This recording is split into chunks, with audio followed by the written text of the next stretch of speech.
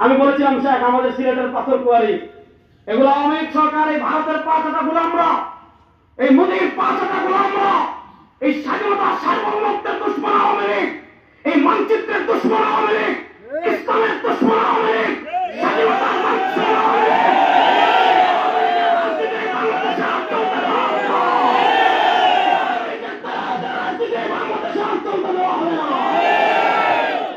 তারা আমাদের সিলেটের পাথর কুয়ারি বন্ধ করে দিয়েছিল। সিলেটের পাথর কুয়ারি বন্ধ করে তারা ইন্ডিয়া থেকে সিন্ডিকেট করে পাথর সাপ্লাই করেছিল।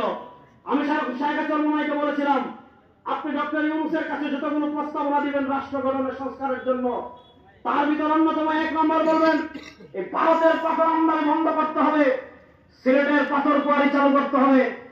আমার আব্বা শাহেখ রেখেছিলেন ডক্টর ইউনূসের সাথে প্রথম বৈঠকে শাহেখ যে কয়েকটা প্রস্তাব দিয়েছিলেন তার ভিতর অন্যতম হলো সিলেটের পাথর কুয়ারি খুলে দিতে হবে।